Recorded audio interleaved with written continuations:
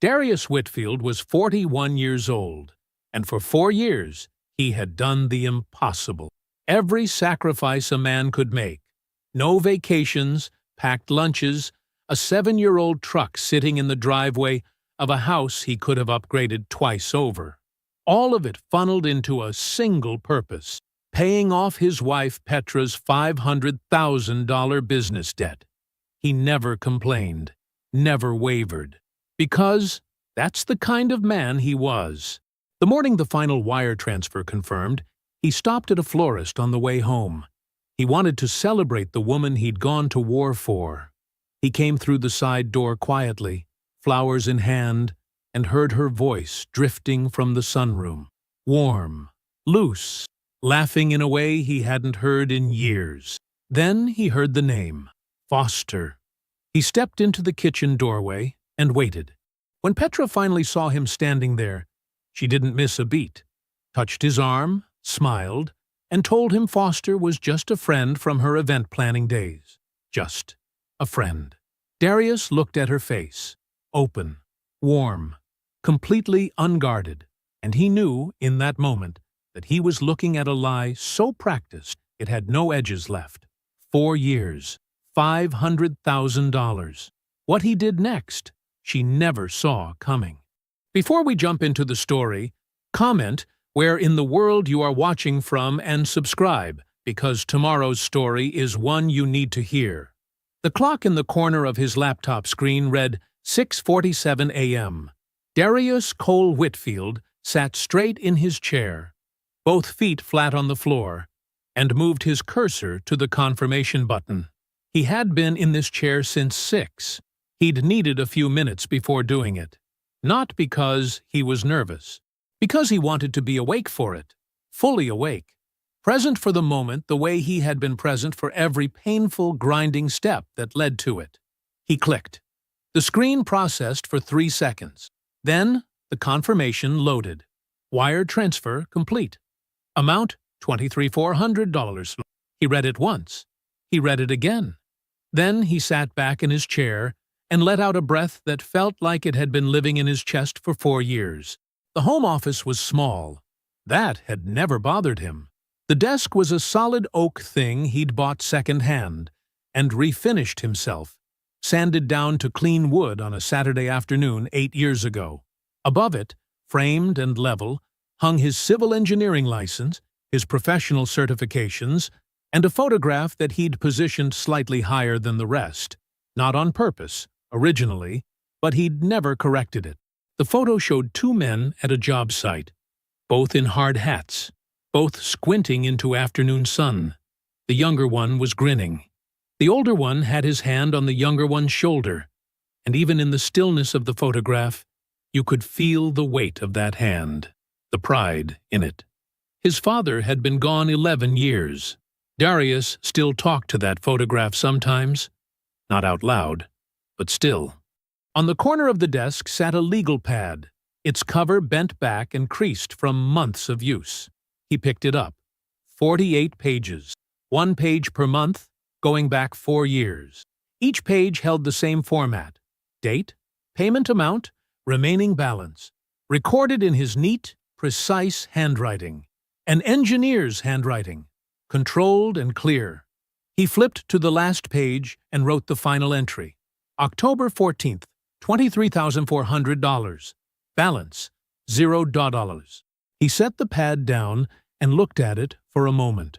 4 years of his life, compressed into a stack of yellow pages.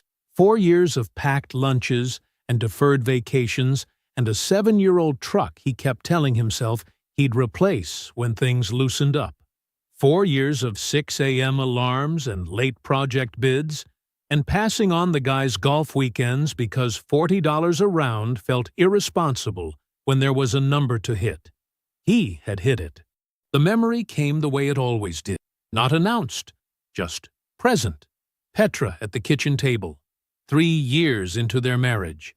It had been a Sunday evening. She was already crying when he came in from the garage, and his first instinct had been alarm. Who died? Who's hurt? Before he understood, it was something else, something quieter, and more complicated. She'd told him about the business in pieces, Hargrove Prestige Events, her luxury event planning company, the one she'd poured herself into before they met, the one she spoke about with a specific kind of tenderness, like it had been a living thing. It was gone, had been gone, technically, for longer than she'd admitted. Vendor contracts she couldn't honor, a business loan that had come due, a lease default on the downtown event space she'd rented because she'd believed, genuinely believed, it was all about to turn a corner. The total debt, just over $500,000. She had wept in a way that made his chest ache. "I know I should have told you sooner. I was so ashamed. I was scared you'd think less of me. I was scared you'd leave." He'd pulled his chair around to her side of the table. He'd taken her hands. He'd told her the same thing he believed then and had tried to go on believing every day since. "I didn't marry you to leave when things got hard. We'll fix it together." And he had fixed it. Together had come to mean something different from what he'd imagined when he said it. He'd understood that within the first year. When he'd gently, carefully raised the idea of Petra returning to some kind of work, even part-time, just to help them move faster, she'd gone quiet in a way that preceded tears. She'd said the failure had broken something in her confidence, that she wasn't ready, that being pushed felt like being blamed. He had apologized. He had not raised it again. He had simply worked harder, and she had simply let him. And 4 years had passed the way hard years do. One long gray week at a time. He reached for his phone. He opened his messages with Petra. He typed, "Done. Last payment just went through." He set the phone face up on the desk and watched it. 40 seconds later, it buzzed. "Baby, I'm so proud of us." He read it. He read it a second time. Something small and quiet moved through him when he landed on that last word. Us. He held it for a moment. The word, the feeling, the faint, ungenerous question it raised in the back of his mind. He decided he was being uncharitable. He set the phone down, pushed back from the desk, and went to make coffee. The florist on Clement Street had a bucket of sunflowers near the door, and Darius almost went with those. Bright, easy, the kind of flowers that didn't need to mean anything serious. But then he saw the arrangement in the glass case near the register. Deep orange roses mixed with sprigs of something small and white. Warm colors. The kind of thing Petra would hold with both hands and smell before she put them in water. He bought those. He felt good driving home. Not the careful, controlled kind of good he'd been rationing to himself all day. Genuinely, simply good. The loose-shouldered, music-up kind. He let a song play all the way through without changing it. He thought about the restaurant on the east side Petra had mentioned twice in the past month. The one with the low lighting and the short menu. The kind of place that asked you to slow down. He thought about making a reservation from the parking lot before he walked in. He was still thinking about it when he turned onto their street. He pulled into the garage and killed the engine, the side door into the kitchen. That was his door. Had been since the first week they moved in. Job sites were dirty places, and the habit of not tracking that dirt through a front hall was older than the marriage. He came in through the garage. Always. He pushed the door open, flowers in his left hand. The kitchen was quiet and clean. Afternoon light came through the window over the sink, long and golden, the kind that only happened in October. He could smell the faint trace of the candle Petra burned in the afternoons, something with cedar in it. Then he heard her voice from the sunroom, bright, loose. The specific ease of a woman talking to someone she didn't have to perform for. He assumed Naomi. Petra got that particular lightness with her sister, that unguarded laugh that was different from her social one. He moved toward the hallway slowly, not wanting to interrupt, thinking he'd catch her eye through the doorway and hold up the flowers, let the flowers do the talking. He was 3 steps into the kitchen when he heard the name. Foster, stop. A laugh, low and warm. I'm serious. Darius stopped walking. I know it took forever. But it's done now. A pause. He made the last payment this morning. The flowers were still in his hand. He had not moved. No, he has no idea. He never did. Her voice had shifted. Still warm, but quieter, closer. The voice she used when she was saying the true thing instead of the comfortable thing. Baby, the man spent 4 years paying off your investment and never once questioned the loan documents. You know what that is? That's what happens when somebody trusts you more than they trust themselves. A laugh. Silence on her end while whoever was speaking filled it. Then, what do I feel? A small pause. I feel like we can finally move. Yes, give me 60 days. Darius stood in his own kitchen, in his own house, and became very still. Not the stillness of shock. Something older and quieter than shock. The stillness of a man whose mind had already begun working before his feelings had finished arriving. Your investment. He heard it again inside his head. Flat and factual. The way an engineering measurement sits in the mind. Not a question. A load-bearing fact. He set the flowers on the counter without a sound. He took one step back toward the kitchen entrance. He stood there. He waited. Her footsteps were light across the sunroom floor. He knew their pattern, the unhurried rhythm of a woman who believed she was alone in her house. They moved toward the hallway. When they were close enough, he cleared his throat. Just once.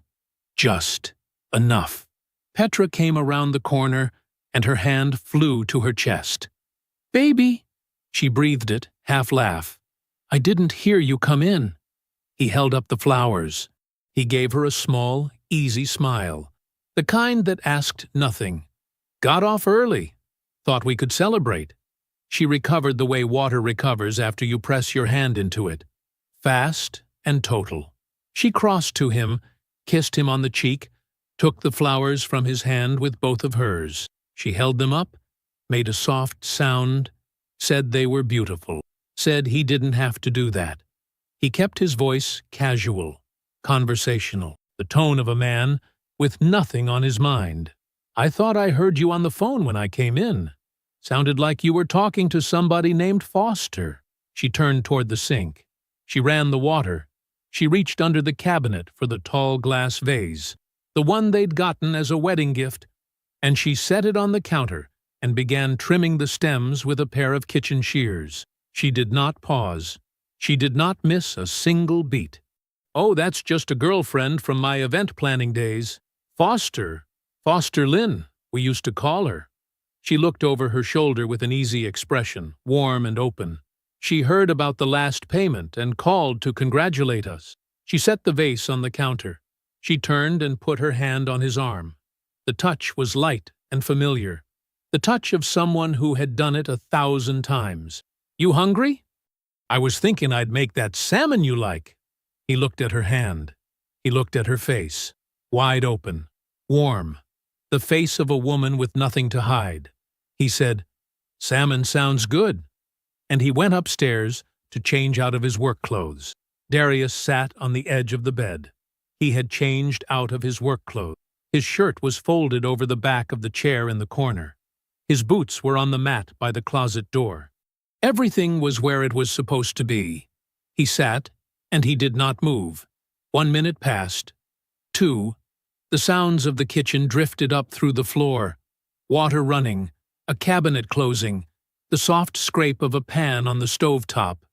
Petra moving through the rhythm of dinner. Comfortable, unhurried. He had watched her stand at that sink and lie to his face, and her hands had not shaken. Her voice had not changed. She'd looked over her shoulder with the exact expression of a woman with nothing to hide. Warm, open, already moving on. And then she'd asked him about salmon. That was not a slip covered. That was not a woman who'd surprised herself and recovered.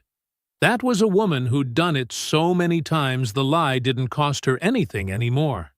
He sat with that knowledge the way he would sit with a load calculation that didn't balance.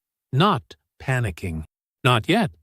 Just holding the numbers, letting them be what they were, waiting for the picture to clarify. He stood up. He crossed to the chair where he'd draped his jacket. He reached into the inside pocket and pulled out the narrow legal pad he carried to job sites for field notes. He uncapped a pen. At the top of the page he wrote one word: verify. He looked at it for a moment. Then he folded the pad, put it back in the jacket pocket, hung the jacket on the hook behind the door, and went downstairs. The salmon was good. She'd made it with lemon and capers, the way he liked it, with roasted potatoes on the side and a small green salad. She'd lit the candle in the middle of the table, the short white one they only brought out for occasions. He asked about her day. She told him. A call with a friend. An errand she'd run in the afternoon. A show she'd started watching that she thought he might like. She was easy and warm, the way she always was over dinner, and he listened to every word and watched her face while she talked and gave her the small nods and the right questions at the right moments. He ate his salmon. He refilled her water glass. He did not let her see a single thing. After dinner, he helped clear the table. They watched television for an hour. She fell asleep against his shoulder on the couch at 9:30, the way she sometimes did, and he sat without moving until her breathing deepened and steadied. Then he eased out from under her, turned off the television, and covered her with the blanket from the arm of the couch. He went upstairs to bed alone. He lay in the dark with his eyes open and his hands flat at his sides. Your investment. That was what she'd said to Foster. Not my debt, not the loan, his investment. Meaning Foster had money in it. Meaning the $500,000 Darius had spent 4 years paying back, sacrificing his savings, his sleep, 2 vacations, every financial decision he'd made since 2020, had not simply been the wreckage of a failed business. It had gone somewhere specific, to someone specific. He needed the original loan documents. He'd signed papers 3 years ago. A debt consolidation structure Petra's attorney had drawn up. A stack of pages he'd read carefully, and then signed because the numbers were real and the plan was sound, and he trusted his wife. He'd kept copies. They were in the filing cabinet in his office. He needed to know who QFD Capital, or whatever holding company sat at the top of the debt structure, actually was. He needed to know if Foster was a name he'd find on those documents, or behind them, or both. He knew one person he trusted with this, one person who could pull it apart and put it back together without getting it wrong and without needing more of the story than Darius was ready to give. Craig Odom had been his best friend for 15 years. He was also one of the best forensic accountants Darius had ever met. Craig was the kind of man who could look at a financial document the way Darius looked at a site plan, and see immediately where the structure didn't hold. Darius did not call him that night. He called him the next morning from a parking lot 6 blocks from the house. He left at his usual time. He kissed Petra on the cheek while she was still half asleep, the same way he did every morning. He drove his usual route. Then he turned off 2 blocks early and pulled into the parking lot behind a dry cleaner on Ashford, killed the engine, and dialed Craig's number. Craig picked up on the second ring. Darius didn't explain. He didn't set up what happened or describe what he'd heard or give Craig any more context than what the work required. He spoke the way he spoke on a job site. Flat, precise, nothing wasted. I need you to look at a debt I just paid off for my wife. I need the actual creditor identified, where the money went, and whether the loan documents I signed were legitimate. A beat of quiet. Craig didn't ask what happened. He didn't ask why. He asked one question. How soon? I needed it yesterday, Darius said. Understood, Craig said. Then, send me what you have. Darius said he would. He hung up. He sat in the parking lot for a moment, engine off, hands in his lap, the morning traffic moving quietly past on the street beyond the lot. Then he started the car and drove to work. He was on time. He did his job. He waited. The text came on a Thursday evening. Need you in person. Tonight, if you can. See. That was all. No explanation. Craig wasn't a man who explained through a text what he could explain in a room. Darius replied with one word. Coming. Craig's office was on the 4th floor of a building downtown, a quiet suite he shared with 2 other independent consultants. By 7:30, the building was mostly empty. The hallway lights were on their overnight dim setting. Darius took the stairs. Craig was at his desk when Darius knocked on the open door. He had his jacket off. His sleeves were rolled to the elbow. There were 3 separate folders spread across the desk and a yellow legal pad covered in his small, tight handwriting off to the side. He looked up when Darius walked in. He didn't say, "Good to see you," or "How you holding up," or any of the things a person might say to soften what was in those folders. He just pulled the nearest one to the center of the desk and slid it across. Darius sat down. He opened it. He read. The debt was not what Petra had described. Darius had believed he was paying off the wreckage of a failed business, overextended vendor contracts, a defaulted lease on a downtown event space, a small business loan that had come due when the revenue dried up. That was the story. That was what she had wept through on their living room couch on a Tuesday night, 3 years into their marriage. The story was not the truth. The primary instrument in the debt structure was a single $340,000 promissory note, not a collection of vendor claims, not a lease default. One note, one creditor, and that creditor was an entity called QFD Capital Ventures. Craig had traced the ownership of QFD Capital Ventures in less than 24 hours. It was owned entirely by one man, Foster Quinn. Darius read the name on the document. He read it again. He turned the page. Craig had kept going. Hargrove Prestige Events, the company Petra had described as her dream, her failure, her deepest shame, had never been solely hers. Foster Quinn had been a majority silent investor from the company's founding. Not a lender who came in after trouble started. A partner from the beginning. From before Darius had ever met Petra. The business collapse was not an accident. The filings Craig had pulled told the story clearly. The company was wound down deliberately. Assets were transferred. Obligations were restructured. The debt, the $340,000 at the center of it, was converted from a business liability into a personal one. Petra's personal one. And then Petra had brought it to Darius. He turned another page. Craig had left the last document for last. It was a copy of the promissory note. The original signed instrument between Petra Hargrove and QFD Capital Ventures. Craig had pulled it from the county recorder's office, where it had been filed as a lien against her personal assets. Darius looked at the signature line. He looked at the date. He read it once. He read it again. The note was signed 3 months before their wedding.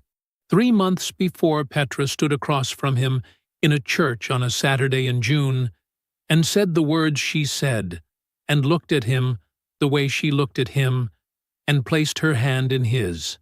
The debt she had brought to him crying, the thing she had described as the shameful wreck of her past, the failure she hadn't been able to face, the burden she had finally trusted him enough to share, had not been a confession. It had been a delivery. She had walked down the aisle already in this arrangement, already in it with Foster, already knowing exactly what she was bringing into the marriage, and exactly who she intended to hand it to. The whole thing.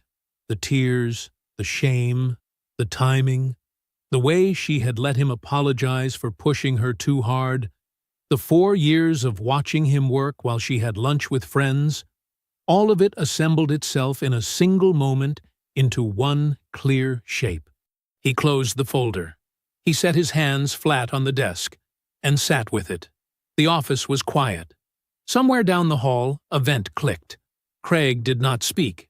He understood that Darius needed a moment, and he gave him one without making it a thing. After a while, Darius looked up. "Keep digging," he said. "I want everything on Foster Quinn. Business holdings, active projects, anything with Petra's name attached. Past or present.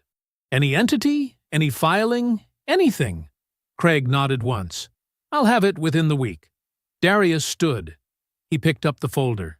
He carried it to his car. He drove straight to Beverly's house. She opened the door before he knocked. She'd seen his headlights in the driveway. She took one look at his face and stepped back to let him in without a word. He sat at her kitchen table, the same table he'd sat at his whole life, with the same yellow curtains on the window above the sink, and the same faint smell of coffee that Beverly's kitchen always held. Morning or evening, winter or summer. He told her everything, 5 minutes, flat and precise, the same way he'd briefed Craig. He didn't editorialize. He didn't let his voice change. He laid it out like a site report. Beverly sat across from him and listened without interrupting once. When he finished, the kitchen was quiet. She looked at him. "What are you going to do?" He looked at his hands on the table, turned them over once, set them back down. "I'm going to make sure that when I'm done, there is nothing left for either of them to hold on to." Beverly held his gaze for a moment. Then she pushed back her chair, walked to the counter, and poured 2 cups of coffee. She set one in front of him. "Then eat first," she said. The next morning, Darius was at his desk by 7:15. He answered emails. He reviewed site specs for a drainage project in the county's East Corridor. He signed off on a subcontractor invoice. He did his job the way he always did it, completely, without shortcuts. But underneath all of it, something else was running. He kept coming back to Naomi. He had known Naomi Hargrove for 6 years, Petra's younger sister, quiet, a little withdrawn around him in a way he had always read as shyness, the natural distance of a younger sibling adjusting to her sister's husband. He had never pushed past it.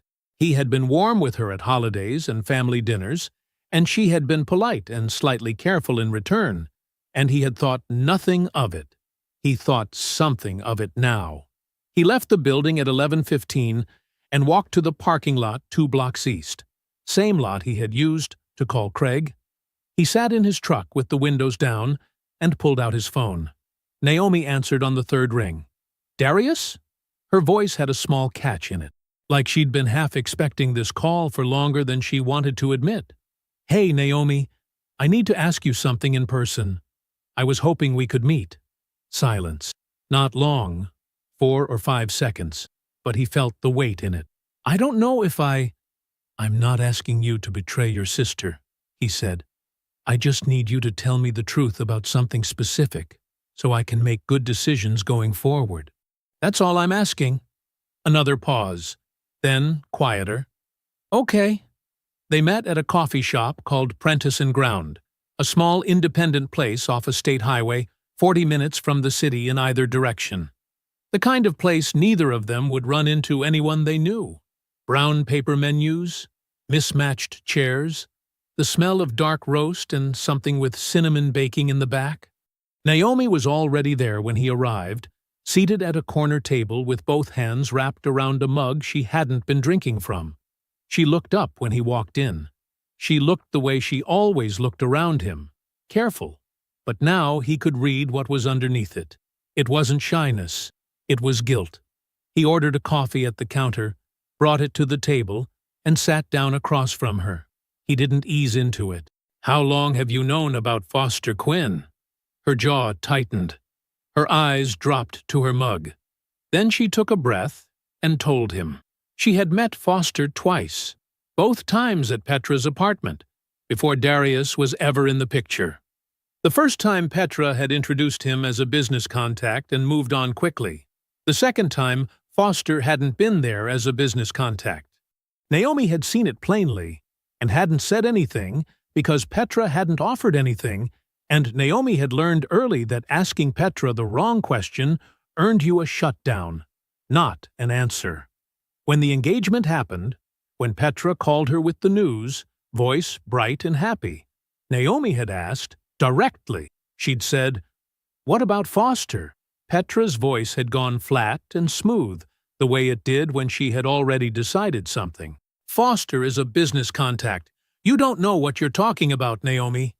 End of conversation. Naomi had let it go. She had told herself Petra had made her choice. She had stood at the wedding in a pale blue dress and watched her sister marry Darius Whitfield, and told herself whatever it had been was over.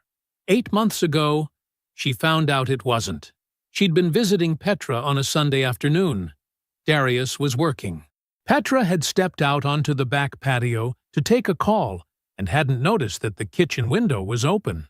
Naomi had heard enough to know she'd been wrong about all of it. "I didn't know what to do," she said. Her voice was steady, but her hands were still tight around the mug.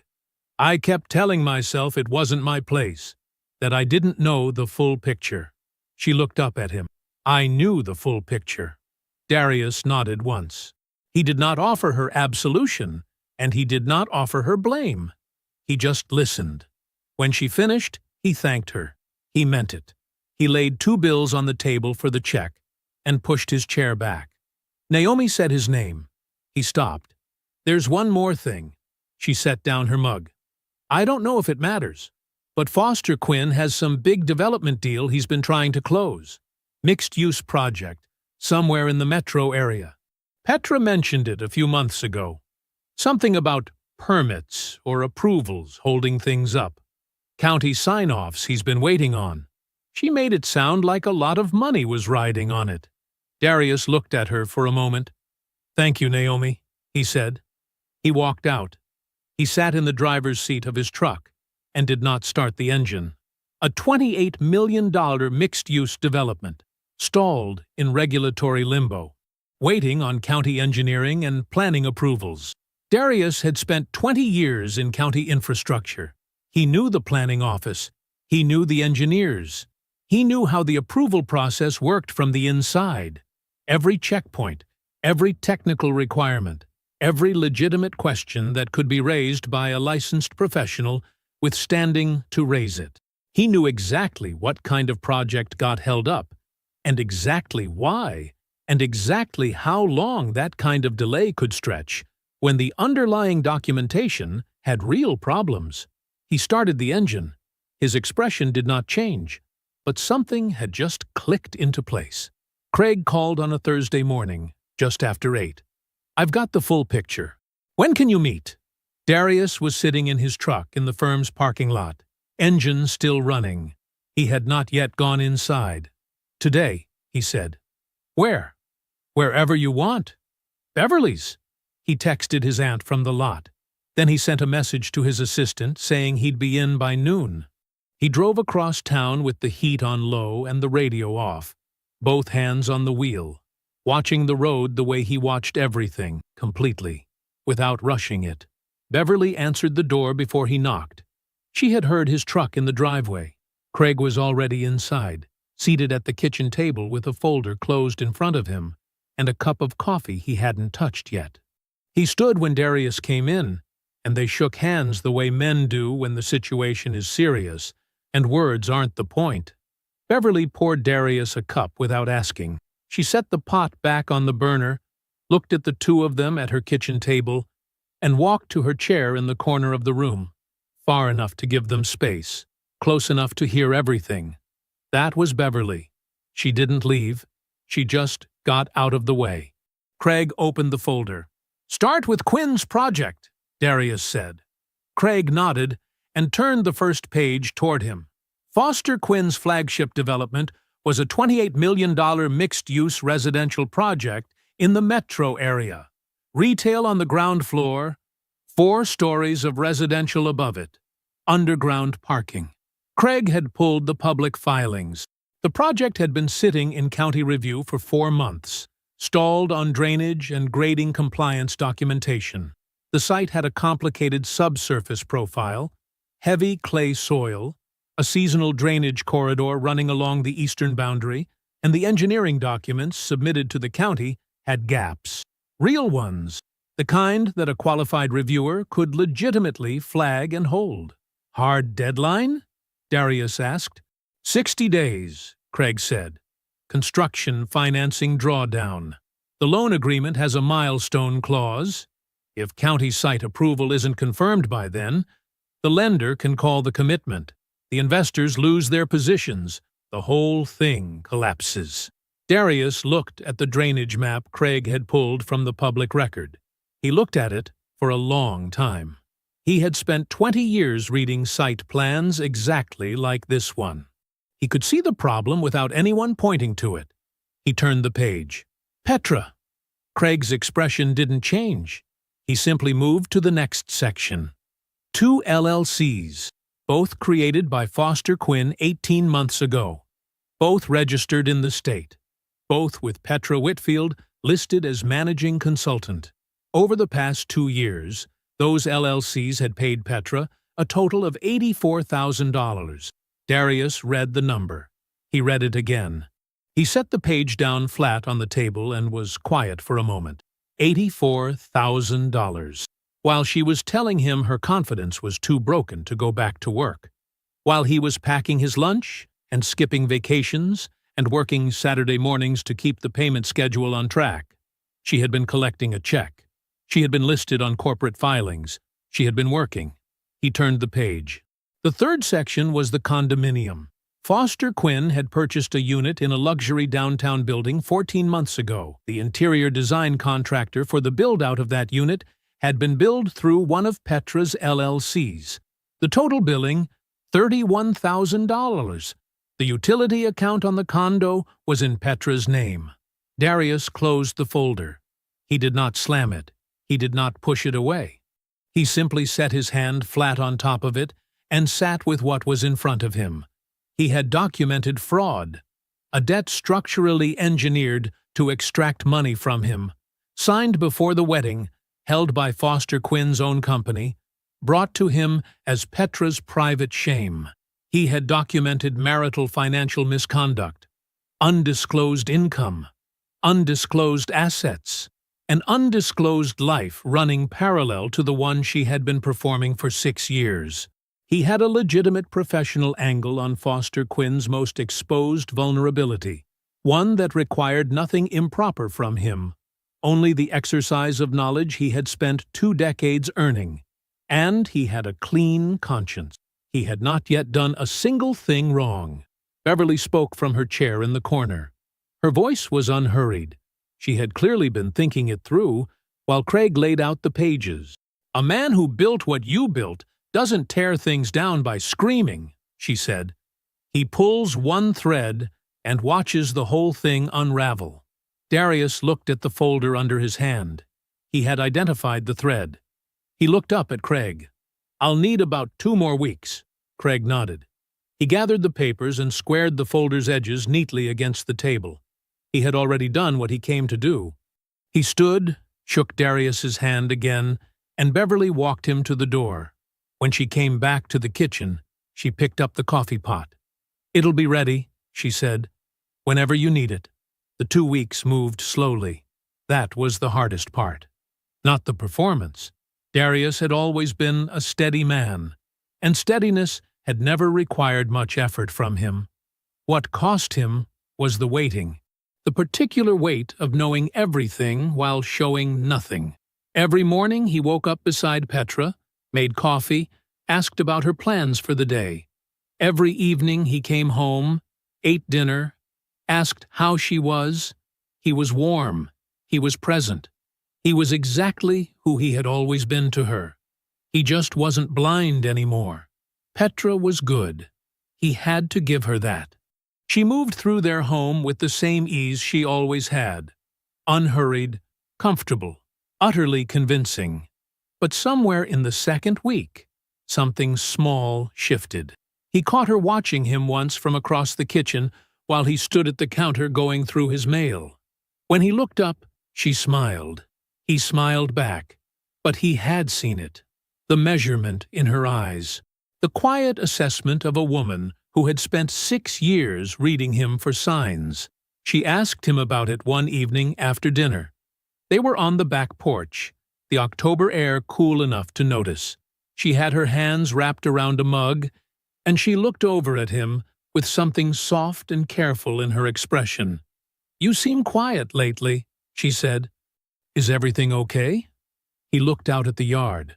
He let the question sit for just a moment, not long enough to alarm her, but long enough to be honest in the only way he was still willing to be. "I've been thinking about the future," he said. "The land, where we're going." The shift was instant, subtle, but instant. The softness in her face recalibrated. She lifted her mug and looked away toward the tree line at the edge of the yard.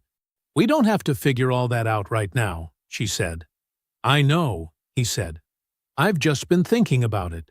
She said something pleasant and vague about timing, about how they had space to make decisions without rushing. She steered the conversation somewhere else entirely within 60 seconds. She was practiced at this. He had always read her deflections as anxiety, leftover fear from the business failure. A woman who had been burned and needed time before she could think about building again. He watched her do it now and understood it for what it actually was. She had never wanted to build anything with him. She had been running out the clock. He let it go, and they sat quietly until the air got too cold. And then they went inside. The work happened in the margins, early mornings in the parking lot, lunch hours in a borrowed conference room at a colleague's firm. He operated like he always had, methodically, without wasted motion. The first call went to the county planning office. He had 2 colleagues there, men who had worked alongside him on infrastructure projects for over a decade, and who respected his read on a site plan without question. He had reviewed the publicly available documentation on Foster Quinn's mixed-use development, and what he found was real. The drainage corridor along the eastern boundary was not adequately addressed. The grading plan had assumptions built into it that the soil survey did not support. These were not manufactured concerns. They were the kind of problems he would have flagged on any project, for any developer, because that was what his license required of him. He put his concerns in writing. He submitted them through proper channels, his name and credentials attached, every word defensible, professional, and precise. The county initiated a formal technical review 3 days later. He was informed as a matter of courtesy. He acknowledged the notification and returned to work. The meeting with Adrienne Muse lasted 90 minutes. She was a compact woman in her mid-50s, with close-cropped natural hair and the particular calm of someone who had seen every variation of what people did to each other inside a marriage, and had stopped being surprised by any of it. She listened to Darius without interrupting. When he finished, she asked 4 specific questions. He answered them. She opened her notepad. The asset restructuring was standard practice, something she had done for dozens of clients in the weeks before a filing. His personal accounts, his land holdings, his professional liability coverage, all of it handled cleanly, through the appropriate legal mechanisms, nothing that could be questioned or reversed. She told him she would be ready to file when he gave the word. He said he would give it within 3 weeks. The last call before everything went into motion went to Craig. Quinn's business partners, Darius said. The 2 with significant capital in his active projects. I want them to have the LLC information, the financial picture, everything they're entitled to as investors. Craig was quiet for a moment. Intermediary? He asked. Clean one, Darius said. Nothing that comes back to me. Just information sophisticated men deserve before they make further commitments. Understood, Craig said. Both men began making calls of their own within the week. On a Tuesday evening, Darius drove to Beverly's house. She opened the door before he knocked, same as always. He stood in her hallway and told her the date, the week he had set, the 3 conversations he had scheduled, the order in which they would happen. She listened to all of it, without speaking. When he finished, she looked at him for a long moment. I'll be there, she said. He nodded.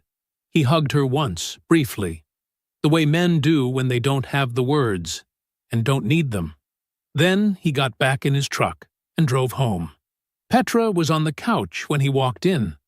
The television was on, something soft and familiar in the background. She looked up when he came through the door and smiled at him, and he crossed the room and sat down beside her. She leaned into him, her head resting against his shoulder, her breathing easy and slow. He let her. He had 2 weeks left to wait. He had been waiting for 4 years. 2 more weeks was nothing. Darius made the call on a Wednesday morning from the same parking lot he had used for every call that mattered over the past 3 weeks. Foster picked up on the second ring. "Foster, this is Darius Whitfield, Petra's husband." He said it plainly. No warmth, no hostility. "I'd like to meet, just the two of us. No attorneys." A beat of silence. Not long. Foster was too practiced to let silence stretch, but Darius heard the recalibration happening behind it. "Sure," Foster said smoothly. "Of course. I think that's a good idea, actually." They agreed on a coffee shop downtown. Neutral ground.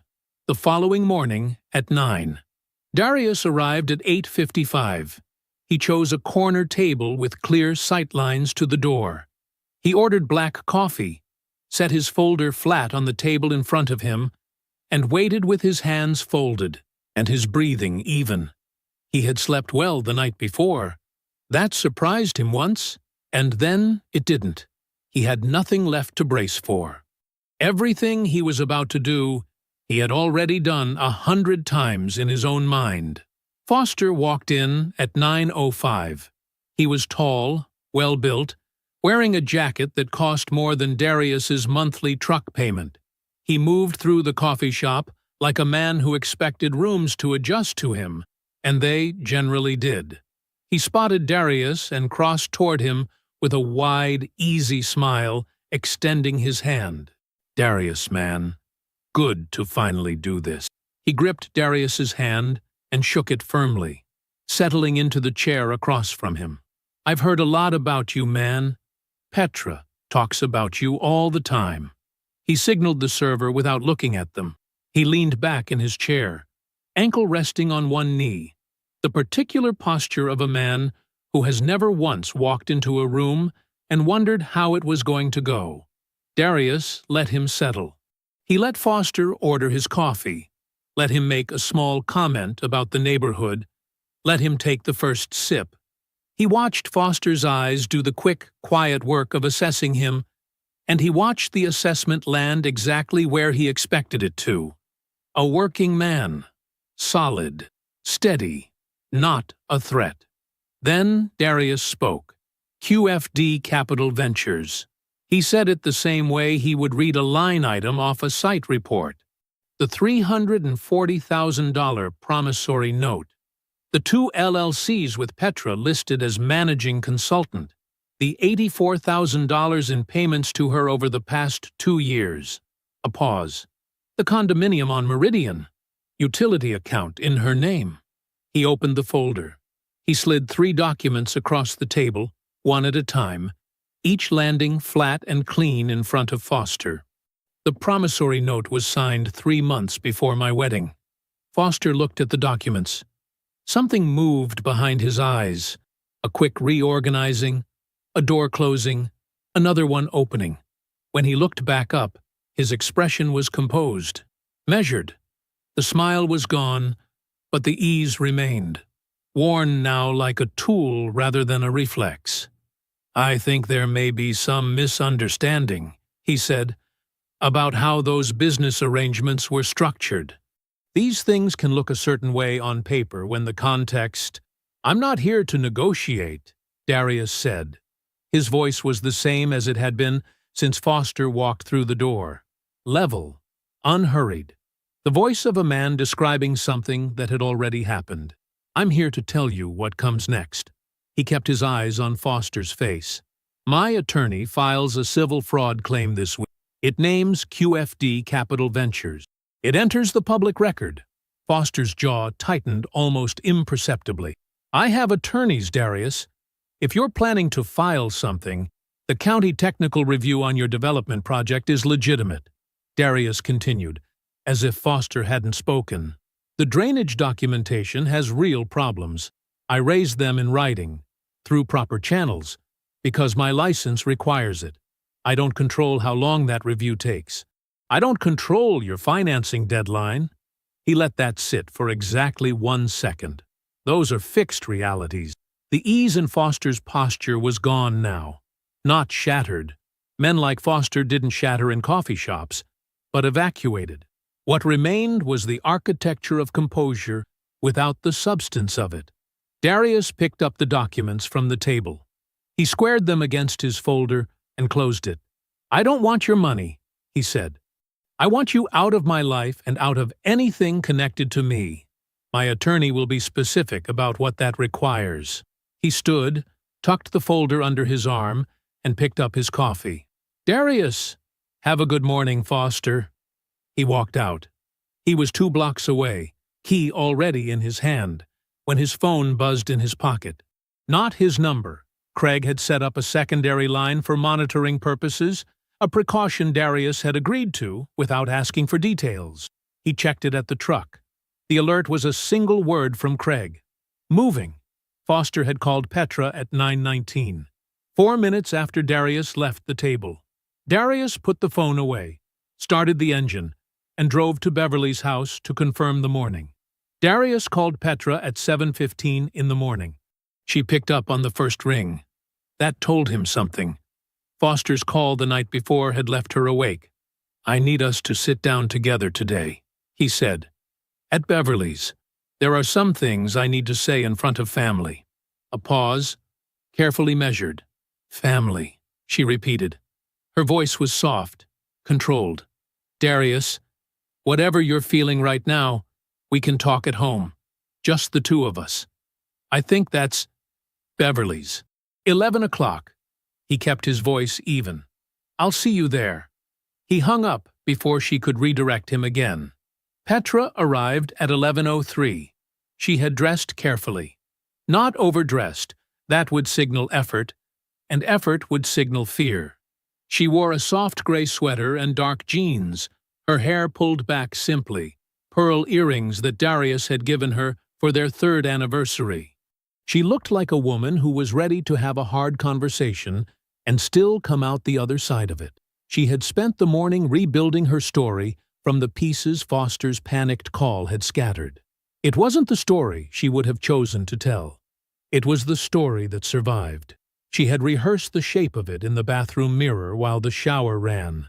Foster had leverage over her. She had been trapped long before Darius ever entered her life. She had brought the debt to Darius because she trusted him, because she loved him, because she didn't know another way out. She had been trying to protect him from something uglier. She had made mistakes, yes, but she had chosen him. Didn't that count for something? She believed in the story, the way a person believes in an umbrella. It might not stop everything, but it was something to hold over her head. She knocked once, and Beverly's front door opened immediately. Beverly stepped back and let her in without a word. Petra moved through the short hallway and into the kitchen, and stopped. Naomi was sitting at the table. Something moved behind Petra's eyes, fast. A door swinging open and slamming shut in the same instant. Then it was gone, and her expression was smooth again, and she was pulling out the chair across from her sister and sitting down and folding her hands on the table in front of her. "Naomi," she said. Her voice was warm, careful. "I didn't know you were going to be here." Naomi looked at her and said nothing. Darius was already seated at the head of the table. Beverly stood near the counter, coffee cup in hand. The folder was in front of Darius, closed, both hands resting flat on top of it. He did not look angry. He did not look hurt. He looked like a man who had measured something twice and cut it once, and was about to show you exactly where the line fell. "I'm going to tell you what I know," he said. "I'm not going to ask you to explain it. I'm just going to say it out loud so that everyone in this room has the same information." Petra opened her mouth. "Please, let me finish." She closed it. He opened the folder. "Your business debt was held primarily by a company called QFD Capital Ventures." He placed the first document on the table. QFD Capital Ventures is owned by Foster Quinn. I spent 4 years paying Foster Quinn. He placed the second document down. Foster was a majority silent investor in Hargrove Prestige Events from the beginning. Before we were married, the business collapse was controlled. The debt was restructured into a personal obligation, and you brought it to me. He placed the third document on top of the others, the promissory note, her signature at the bottom, the date printed clearly above it. This was signed 3 months before our wedding. The kitchen was very quiet. Petra looked at the document. Then she looked up, and her eyes filled, and her voice, when it came, was soft and fractured in exactly the right places. "You don't understand what he had over me," she said. "I was trapped. Before you, I was already in it, and I didn't know how to get out. And when I met you—" She stopped, pressed her fingers to her lips. "I was trying to protect you from how bad it actually was. I was scared if you knew the whole truth, you'd leave. And I—" Her voice broke cleanly. "I loved you. I love you. I made mistakes, but I chose you." Darius let her finish. Then he said, "You signed this 3 months before you accepted my proposal. Foster had leverage over me. There is a document with your signature on it," he said, "dated to a time when you were already planning to walk down the aisle. You looked me in the face on that day and made vows to me while this was already running." Petra turned to Naomi. Something urgent moved into her expression, a reaching. "Naomi," her voice shifted, older sister, the one who had always held the authority in that relationship, calling it in like a debt. "You know me. Tell him who I am. Tell him this isn't—" Naomi looked up from the table. "I knew about Foster before you were engaged." Her voice was quiet, but it did not waver. "I asked you about him. You told me I didn't know what I was talking about."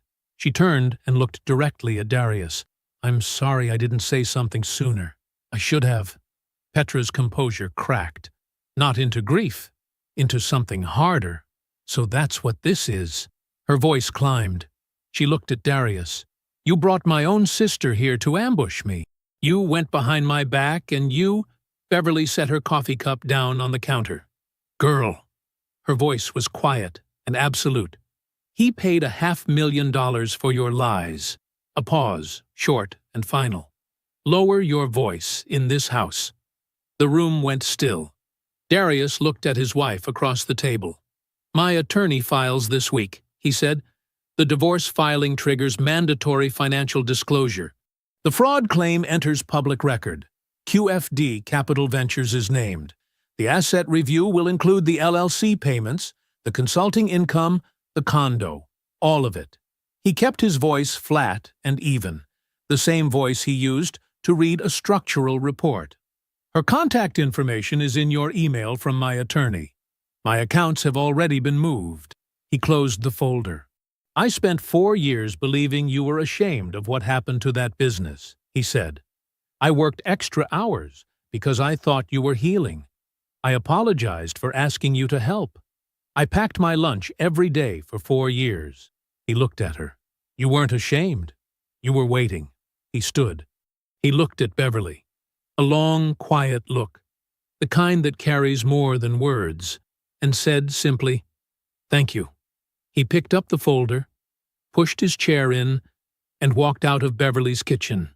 He did not look back at Petra. The divorce filing dropped on a Tuesday. The civil fraud claim, QFD Capital Ventures named by name, entered public record 2 days later, on a Thursday morning, quiet as a stone dropping into still water. Petra retained an attorney by Friday afternoon. It didn't matter. The documents existed. The payments existed. The timeline existed. Her attorney was competent and professional, and told her, in the careful language attorneys use when the news is bad, that the evidentiary position was difficult. Difficult meant untenable. Petra understood the translation. 3 weeks after the filing, she moved into Foster's downtown condo. She packed 2 suitcases and a box of things from the kitchen. Her good knives, the French press, the the small ceramic bowl she'd bought at a market in Savannah on a trip she and Darius had taken in the second year of their marriage. She stood in the bedroom doorway for a moment before she left. The room looked the same as it always had. Darius had not rearranged anything. She picked up her bags and walked out. The consequences did not arrive all at once. They arrived the way a foundation shifts, quietly, structurally, each small movement invisible until the cumulative weight made the whole thing uninhabitable. The county technical review on Foster's development project extended past the financing deadline. The construction loan lapsed. The investors, two of whom had been asking pointed questions for weeks, ever since certain financial information had reached them through a careful intermediary, withdrew their commitments and retained their own attorneys to examine the Quinn partnership agreements. They found irregularities. They kept looking. They found more. A municipal contracting office, running a routine background check after the fraud filing became public record, quietly awarded a separate infrastructure contract to another firm. No announcement, no explanation. The contract simply went elsewhere. Foster's name was not mentioned. It didn't need to be. Didn't. A woman named Gloria Reyes, who had owned a catering company and had been owed $60,000 when Hargrove Prestige Events dissolved, saw the public filing on a Thursday evening while sitting at her kitchen table. She had spent 3 years believing the money was simply gone, that businesses failed, and sometimes you were the one left holding the loss. She called an attorney the following morning. 2 additional former vendors, seeing her filing referenced in a local business newsletter, contacted attorneys of their own within the month. Foster Quinn did not collapse in a single day. His name did not appear in headlines. There was no dramatic moment of public reckoning. What happened was quieter and more permanent than that. Phone calls stopped being returned. Introductions stopped being made. Men who had once been glad to be seen having lunch with Foster Quinn began finding reasons to be elsewhere. His professional network, the thing he had spent 20 years building, the thing that was, in the end, his only real asset, contracted steadily over the following year, one closed door at a time, each one shut without a sound. Petra, living in the condo with a man whose warmth had always been contingent on her usefulness, learned something she had not accounted for in 6 years of planning. Foster, under financial pressure, was not the Foster she had imagined from inside a funded marriage. He was precise about money in ways that felt like accusation. He was distracted in ways that felt like absence. The easy generosity that had made him feel like rescue was gone, replaced by a man who tracked shared expenses in a spreadsheet and went quiet for long stretches in the evenings, staring at his phone. The tenderness she had held in her mind like a promise, the version of him that existed when Darius was the one keeping the lights on, did not survive the new conditions. What they had now was not desire. It was shared liability, a common exposure they could not escape separately, so they did not escape it together. The exit plan she had spent 6 years building, the life she had positioned and waited and lied for, it delivered her to exactly the place she had feared when she first walked into Darius's life with $500,000 of debt and a practiced look of shame, dependent, diminished, without the one person who had ever actually kept his word to her. 18 months after the filing, Darius broke ground on his land, 32 acres outside the city, the same plot he had owned for years, the same land Petra had deflected every time he raised it. He had designed the house himself, practical and warm, a covered porch facing east so the morning light would hit it first. He hired a contractor he had worked alongside for 15 years. He did not rush the design. He got it right. The previous summer, he had taken 2 weeks off work. The first real vacation he'd allowed himself in 5 years. He and Craig and Beverly drove through 3 states, eating at diners, sleeping late, not planning much. His friends said he looked, somewhere around day 4, like a man who had put something very heavy down and was only just now feeling the absence of the weight. He looked, Beverly said privately to Craig over breakfast, in a roadside diner in eastern Tennessee, like his father. On a clear morning in November, Beverly walked the staked and flagged foundation beside him. The ground was marked out in orange flags, the outline of the house visible in the soil like a blueprint made real. Beverly moved slowly, looking at it, taking in the shape of it. The morning was cool and bright. Their breath showed faintly in the air. She was quiet for a long moment. Then, "Your father would have been here for this." "I know," Darius said. She took his arm, held it the way she had held it at his father's funeral, firm and unhurried. "He raised a man who kept his word," she said, "even when it cost him." Darius looked at the staked ground. The flags moved slightly in the morning breeze. "Keeping my word to her cost me," he said. "Keeping my word to myself is going to build something." Beverly patted his arm once, solid, final. "Then, let's build it." Darius set down his thermos, unrolled the blueprints, and smoothed them flat with both hands. The morning was clear, 32 acres beneath his feet. Nothing left to pay that wasn't freely owed. He got to work. I hope you enjoyed that one. Be sure to like the video and subscribe so you don't miss the next story. I've picked out 2 more for you that I think you'll really like.